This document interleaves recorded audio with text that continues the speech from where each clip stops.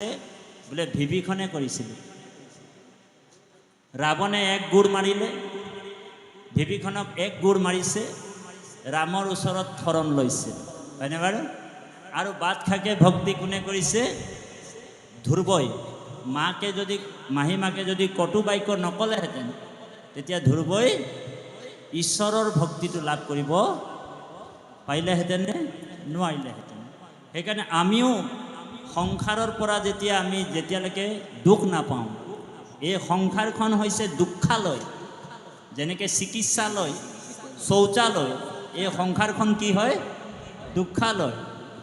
আমি যেতিয়ালৈকে ঈশ্বৰক এই সংসাৰখনৰ পৰা যেতিয়া দুখ নাপাওঁ, কষ্ট নাপাওঁ, তেতিয়ালৈকে আমি ঈশ্বৰক ভক্তি নকৰোঁ বা সন্মুখ নহওঁ। সেইকাৰণে ভক্ত প্ৰহ্লাদে কৈছে যে তুমি অভ্যাস কৰিব লাগিব কুমাৰ কালৰ পৰাই। কুমাৰ কালৰ পৰাহে ভকতিটো কৰিলে দৃঢ় হয় বুলি কৈছে। দৃঢ় হয়। আৰু যদি কুমাৰ কালৰ পৰা ভক্তিটো কৰা নহয় তেনেহ'লে দৃঢ় নহয়। সেইকাৰণে বাপাই সমস্ত আপোনালোক জানে এই পৃথিৱীত ভগৱন্ত কৃষ্ণৰ ভক্তি কৰা ব্যক্তি বহুত কম আছে। প্ৰায় 95% মানুহে ঈশ্বৰ কৃষ্ণৰ ভক্তি কৰে। ভগৱান কৃষ্ণই নিজেই কৈছে, দশম স্কন্ধত ৰাজসুই যজ্ঞত যুধিষ্ঠিক কৈছে, হে যুধিষ্ঠি, যি কৰে মোক আখ তাক কৰোঁ মই সৰ্বনাশ। যি মোক আশা কৰে সেইজনক মই সৰ্বনাশ কৰিম বুলি কৈছে। তথাপিও যদি সি মোৰ চৰণ কমল নেৰে তেনেহ'লে মই তাৰ বনি যাওঁ বোলে দাসৰো দাস। সেইকাৰণে 95% মানুহে ঈশ্বৰ কৃষ্ণৰ ভক্তি নকৰে। বহুত কম সংখ্যক মানুহে ঈশ্বৰ কৃষ্ণৰ ভক্তি কৰে। ভগৱান কৃষ্ণই শ্ৰীমদ ভাগৱত দশম স্কন্ধত যুধিষ্ঠিক কৈছে, এইৰাম শ্ৰীকৃষ্ণ বদতি যুধিষ্ঠিৰ মহামতি, শুনা যিটো জনে কৰে আমাৰ ভকতি, ধন থাকে মানে তাৰ সৰৈসৰ্বক্ষণ,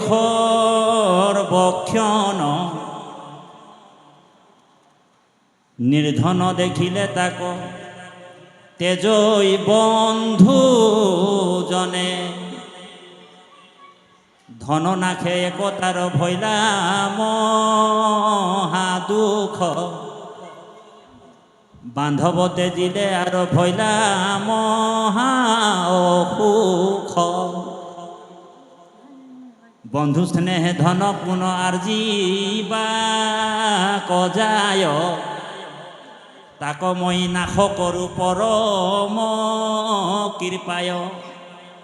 ভগৱন্তই কৈছে, যি মোক আশা কৰে সেইসকলক মই সৰ্বনাশ কৰোঁ। কেনেকৈ কৰোঁ?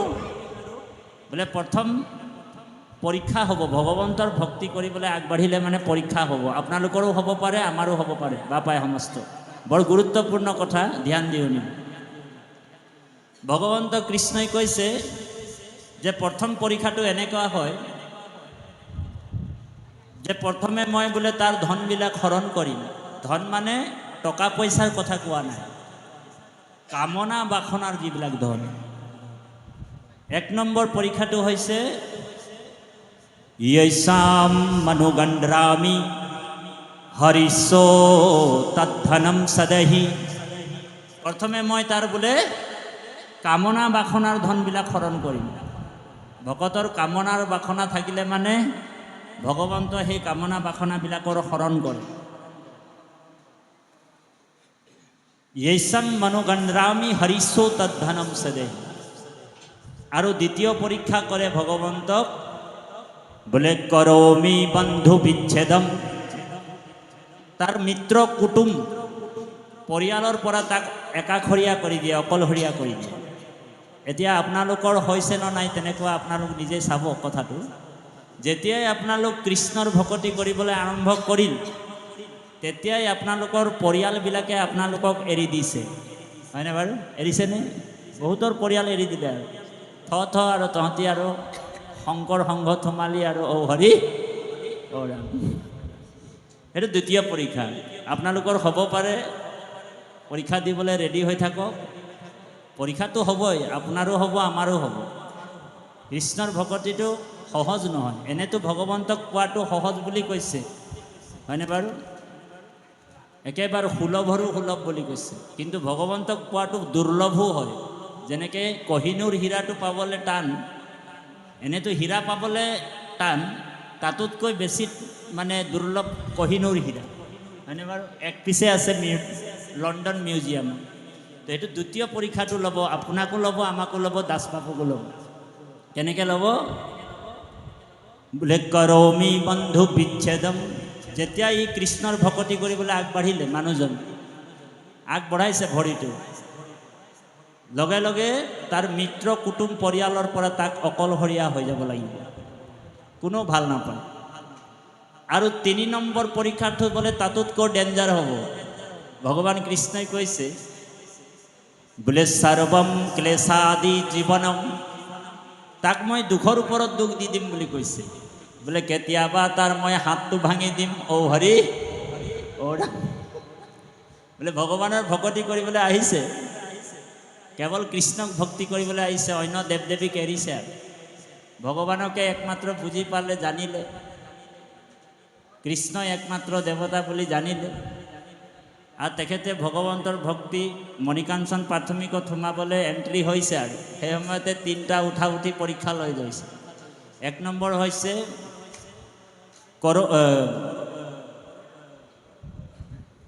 ধনবিলাক হৰণ কৰিব, কামনা বাসনাৰ ধন। 2 নম্বৰ কৰৌমি বন্ধু বিচ্ছেদম। আৰু 3 নম্বৰ পৰীক্ষাটো তাতোতকৈ ডেঞ্জাৰ বুলি কৈছে, সৰ্বম ক্লেশাদি জীৱনম, তাক দুখৰ ওপৰত দুখ দি দিম কৈছে কৃষ্ণই। কেতিয়াবা মই তাৰ হাতটো ভাঙি দিম, কেতিয়াবা তাৰ মই ভৰিটো ভাঙিম, কেতিয়াবা মই তাৰ আইগৰাকীক উঠাই লৈ যাম, বোলে কেতিয়াবা বাপজনকো লৈ যাম, কেতিয়াবা বোলে তাৰ 2টা ল'ৰা থাকিলে এটা ল'ৰাক বোলে এক্সিডেণ্টত মই মাৰি দিম, ঔ হৰি ঔ ৰাম। এনেকুৱা পৰীক্ষাবিলাক আপোনালোকৰ হ'ব। এতিয়াতো আৰম্ভহে হৈছে, ভকতিৰ আৰম্ভ কৰিছে। পৰীক্ষা যেতিয়া হ'ব তেতিয়া গম পাব।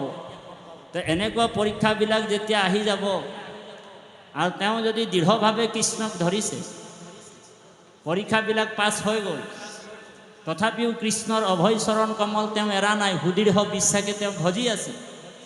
ভগৱান কৃষ্ণই কৈছে, সেইজন ভকতক বোলে ব্ৰহ্মাই আহি কিনি সেইজন ভকতৰ চৰণ সেৱা কৰিব বুলি কৈছে, ঔ হৰি ঔ ৰাম। এনেকুৱা সুদৃঢ় বিশ্বাস থাকিব লাগিব। আমাৰ এজন বাপ আছিলে, তেওঁ নামে পাঠে প্ৰত্যেকটা অনুষ্ঠানতে 1 নম্বৰতে থাকে। ভাগৱতৰ ব্যাখ্যাও কৰে, পাঠকো হয়, নামাচাৰ্যও হয়। প্ৰত্যেকটা অনুষ্ঠানত তেওঁক প্ৰথমে দেখিব, কটা বচালৈকে তেওঁ নামাচাৰ্যলৈকে কৰে। তেখেতৰ 2জন ল'ৰা আছিলে। ডাঙৰ ল'ৰাটো এদিন মাৰা গ'ল, এক্সিডেণ্ট হ'ল। তাৰপিছত নাম পাত বাদ দিলে। আৰু এই বোলে কি পাত নামত যাবা হে, বোলে কণা গোসাঁই মোৰ ল'ৰাটোকে নিব পালে বোলে, ঔ হৰি বন্ধ কৰি। তেতিয়া আমি সুধিছোঁ, বাপ আপোনাৰ বিশ্বাসটো ইমানেই আছিলেনে? আপোনাৰ বিশ্বাসটো ইমানেই আছিলে যে আপোনাৰ ল'ৰাটো প্ৰাৰব্ধৰ ফলত তেওঁ পূৰ্বজন্মত সিমানটোৱে আছিলে। ঈশ্বৰে ছবি আঁকিছে, এজন চিত্ৰকাৰ হয়, ভগৱন্ত এজন চিত্ৰকাৰ। ছবি এটা আঁকিলে, চেনেৰীবিলাক আঁকিলে, গছ তৰুলতা দিলে, তাত সৰু বৰ এটা দিলে, হাঁহ এজনী দিলে, হাঁহ পোৱালি 3টা দিলে। চিত্ৰকাৰজনে গুৱাহাটীলৈ ফুৰিবলৈ গুচি গ'ল, মহন্ত বাপৰ গৃহলৈ। আকৌ ঘূৰি আহিলে, তেখেতে চিত্ৰকাৰজনে যদি ইচ্ছা কৰে যে মোৰ এই হাঁহ পোৱালি 3টা বেছি আছে, এটা হাঁহ পোৱালি মই মুচি দিম বুলি তেওঁ মুচি দিলে, হয়নে বাৰু? চিত্ৰকাৰে নিজৰ ইচ্ছাতে ছবিখন মুচিব পাৰে, নিজে বনোৱাইছে। তো ভগৱান কৃষ্ণও তেনেকুৱা, হয়নে বাৰু? ভগৱানে ইচ্ছা কৰিলে মানে, কাৰণ সমস্ত জগতখনৰ সৃষ্টি কোন কৰিছে? বিষ্ণু ইদম জগত, গোটেই জগতখন ভগৱানৰে হয়, ভগৱন্তৰ মূল চিত্ৰকাৰ। আৰু এই হাঁহ পোৱালি এজনী মুচি দিব। ঠিক ভগৱন্ত তেওঁ ল'ৰাটোক প্ৰাৰব্ধৰ ফলত, বিধিৰ বিধান খণ্ডন নহয়, প্ৰাৰব্ধৰ ফলত তেওঁ গুচি গ'ল। তাৰপিছত তেওঁ কি কৰিলে? ঈশ্বৰক পাহৰি গ'ল। গতিকে সেই বস্তুটো আপোনাৰ মোৰ হ'ব নালাগিব। সুদৃঢ় বিশ্বাসে যেতিয়া আপুনি মই ভক্তি কৰিম, তেতিয়া ভক্ত প্ৰহ্লাদৰ নিচিনা আপুনি ময়ো মহাভাগৱত হ'ব পাৰিম। গতিকে ইয়াৰ পিছত পাঠে আমাক কি কৈছে অকণমান যাব দিয়ক। কৃষ্ণ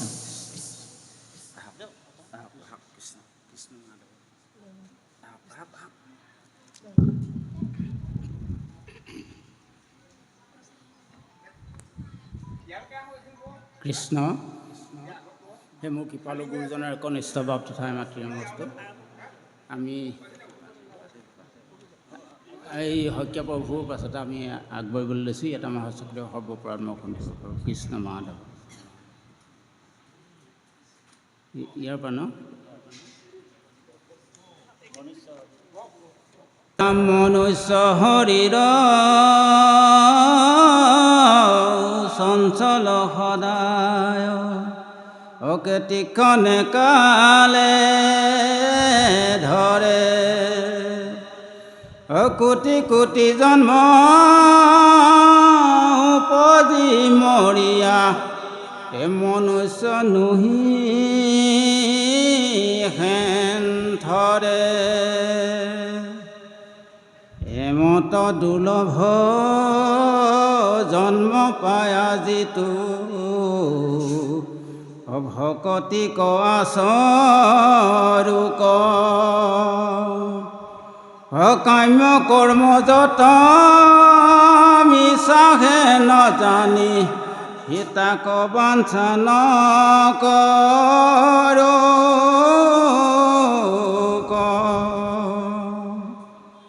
বিষ্ণুৰ চৰণ স্মৰণত পৰে পুৰুষৰ লাভ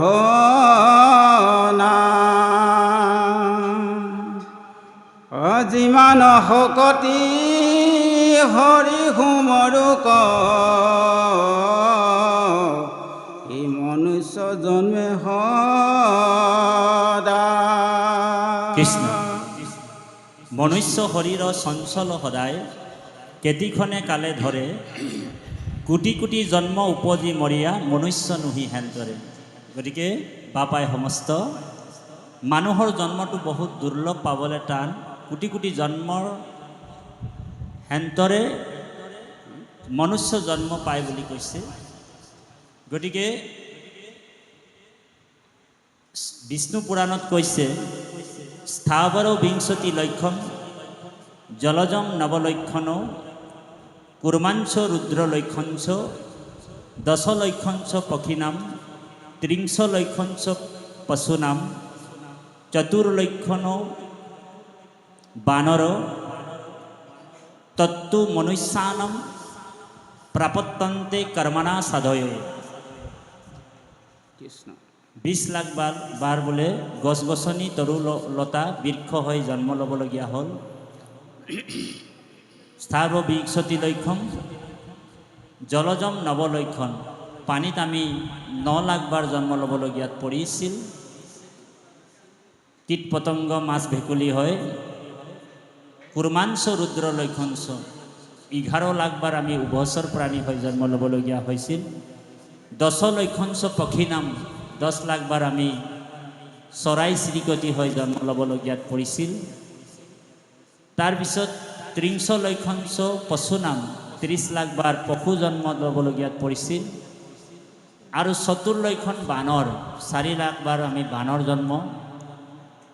আৰু কৃষ্ণৰ কৃপাত ভগৱন্তই চালে যে এইবাৰ ইয়াক মানুহৰ জন্মটো দি দিয়াই ভাল। এইটো আপুনি মই গল্ডেন চান্স পাইছোঁ। মানুহৰ জন্মটো এইটো গল্ডেন চান্স পাইছোঁ, দুৰ্লভ মনুষ্য জন্ম। সেইকাৰণে আপুনি মই গৰ্ভতেই ভগৱন্ত কৃষ্ণৰ চৰণত প্ৰাৰ্থনা কৰিছিলোঁ। সকলোৱে গাব প্ৰাৰ্থনা ভাগ। য়ে যাদৱ যদু নন্দন মাধৱ মধুসূদন তুমি নিত্য নিৰঞ্জন নাৰায়ণ তোমাত লৈলো শৰণ। ইবাৰ কৰুণাময় হৰি কমলাপতি মোৰে নসাৰিবা নাৰায়ণ অৰুণ শৰণ তলে হৰি কমলাপতি হইতে হইতে পখিলু শৰণ হৰি চৰণত শৰণ লইলো এ হৰি নাৰায়ণ মানৱী জনম সফল কইলো এ হৰি নাৰায়ণ গোপাল গোবিন্দ যদু নন্দন কৃষ্ণৰ চৰণে লইলো শৰণ অ গোপাল গোবিন্দ যদু নন্দন কৃষ্ণৰ চৰণে লইলো শৰণ জীৱাত্মাটোৱে গৰ্ভৰ ভিতৰতে এবাৰ শৰণ হ'ল আপোনাৰ মোৰ সকলোৰে হৈছে বাপাই শুনিছে গৰ্ভতে ভগৱন্ত চৰণত শৰণে পকিছে জীৱাত্মাই কি বুলি কৈছে বোলে যাদৱ যদুনন্দন মাধৱ মধুসূদন তুমি নিত্য নিৰঞ্জন তোমাত লইলো শৰণ ইবাৰ করুণাময় হরি কমলাপতি ইবার করুণাময় এইবার কিন্তু মোকে নাই ছাড়বি প্রভু তার মানে 84 লক্ষ জনী অতিক্রম কৰি জীৱই যেতিয়া ভাগৰি যায় কিমান আৰু জন্ম পাব আৰু গছ গছনি তৰুলতা তীৰ্ণ ভগৱন্তক ৰিকুৱেষ্ট কৰিছে এইবাৰ কিন্তু মোকে নাই ছাড়বি প্ৰভু তোৰ কৃপাই আজি মনুষ্য জন্ম পাইছে হয়নে বাৰু এই মানুহৰ জন্মটো বহুত দুৰ্লভ পাবলৈ বহুত টান বাপাই সমস্ত কিন্তু ছনভংগুৰ বুলি কৈছে ছনভংগুৰ মানে আজি আছে কালি নাথাকিব পাৰে কচুপাতৰ পানী বোলে বাপজন বোলে আমাৰ দত্তপ্ৰভুজন চাকৰিৰ পৰা আহিল সঞ্জীৱ দত্ত বাপক কৈছে বেয়া নাপাব দত্ত বাপে বোলে চাকৰিৰ পৰা আহিল ভাল চাকৰি আছিল তেখেতে গাড়ীখন গেৰেজৰ সোমালে বাথৰুমত গ'ল মানে ভৰি হাতকেইটা ধুবলৈ তাতেই প্ৰেছাৰ উঠিলে পটককৈ স্লিপ হ'ল আৰু অ' হৰি অ' ৰাম বোলে বাপজন ভালেই আছে পিছততো এইটো কথাই ওলাব সেইকাৰণে কৈছে ছনভংগুৰ যিদিনাখন বোলে জীৱাত্মাটো গৰ্ভত স্থিতি হ'ল বৰ গুৰুত্বপূৰ্ণ কথা সেইদিনাখনেই মৃত্যুটো বোলে নিশ্চিত হৈ গ'ল আয়ুষ কৰ্মচ বিত্তং বিদ্যা নিধম পঞ্চতানি সৃজন্তে গৰ্ভস্থু দেহি নাম এই পাঁচটা বস্তু মাকৰ গৰ্ভতে নিশ্চিত হৈ গ'ল কি কি বোলে আয়ুষ কৰ্মচ বিত্তং বিদ্যা নিধম পঞ্চতানি সৃজন্তে গৰ্ভস্থু দেহি নাম পাঁচটা বস্তু গৰ্ভতে মাকৰ গৰ্ভত নিশ্চিত হৈ গ'ল বোলে মৃত্যু আহিবলৈ বাকী নাই আৰু মৃত্যু আহি গ'ল অলৰেডি আমালৈ ছিগনেলবিলাক খালি পঠাই আছে আৰু এটা এটাকৈ আমাৰ বাপ আমাৰ তামুলী প্ৰভু ইয়াৰ পৰা চুলিটো মানে পকিবলৈ আৰম্ভ কৰিছিলে বাপে কি কৰিব আৰু উপায় নাই আৰু কালাৰ কৰি লৈছে ইণ্ডিকা লগাই কিনি অ' হৰি হয়নে বাৰু ছিগনেলবিলাক আমাক দি আছে পঠাই আছে এটা এটা ছিগনেল কিন্তু আমিহে গম পোৱা নাই যে ছিগনেলবিলাক আমাৰ আহি আছে প্ৰভু হয়নে গতিকে ভগৱান কৃষ্ণই কৈছে দশম স্কন্দৰ ভাগৱততে আছে যে মৃত্যু বোলে আমি যিদিনাখন জন্ম ল'লোঁ সেইদিনাখনেই মৃত্যু আমাৰ লগত অলৰেডি আহি উপস্থিত হৈ গ'ল আমি যে বহিছোঁ মৃত্যু আমাৰ লগত কাষতে বহি আছে আমি থিয় হৈ যাম মৃত্যুও আমাৰ লগে লগে থিয় হৈ যাব আমি খোজ কাঢ়িম বোলে মৃত্যু আমাৰ পিছে পিছে গৈ থাকিব খালি সময় সুবিধা পালে কোনদিনাখন অ' হৰি অ' ৰাম কাল অজগৰ আমাক পটককৈ গিলি পেলাব টুপুককৈ গিলি পেলাব সেইকাৰণে দশম স্কন্দত কৈছে এই ৰাম শুনা সবাসদ পদ কহিলো সাক্ষাৎ ব্ৰহ্ম ভুৱন তনেৰাই মৰণৰ হাত বোলে যদি ব্ৰহ্মলোকত যায় মহাযত্ন কৰি ব্ৰহ্মাৰ ভুৱন পৰা কালে আনে ধৰি দুৰন্ত কালৰ হাত নেৰাই একো মত তনু উপজন্তে মৃত্যু বোলে উপজে লগতে তনু উপজন্তে মৃত্যু উপজে লগতে গতিকে বাপাই সমস্ত ভক্ত প্ৰহ্লাদে এই কথাটোকে কৈছে যে কোটি কোটি জন্মে উপজি মৰিয়া মনুষ্য নুহি শান্তৰে এমত দুৰ্লভ জন্ম পায়া যিটো ভকতিক আচৰুক কাম্য কৰ্ম যত মিছা হেন জানি তাক বাঞ্ছা নকৰিব গতিকে আমি বাকীবিলাক বিষয় বাসনা ত্যাগ কৰি আমি ঈশ্বৰৰ ভক্তিটো কৰিবলৈ ভক্ত প্ৰহ্লাদে দৈত্য শিশুসকলক উপদেশ দিছে মানে আমাক উপদেশ দিছে আপোনালোক বাৰু দৈত্য নহয় তাতিবাপ এজন দৈত্য বুলি ভাবি লৈছোঁ আৰু আমাকে উপদেশ দিছে অ' হৰি অ' ৰাম গতিকে বাপাই সমস্ত অকণমান পাঠভাগে আৰু আগবাঢ়িবলৈ সাজু হৈছে কৃষ্ণ বাপাই সমস্ত সময়ৰ প্ৰতি লক্ষ্য ৰাখি গাড়ীৰ পিছফালে লিখা থাকে আকৌ আহিম আমাৰ ধনশিৰি জিলাৰ আমাৰ তেখেতে কৃষ্ণ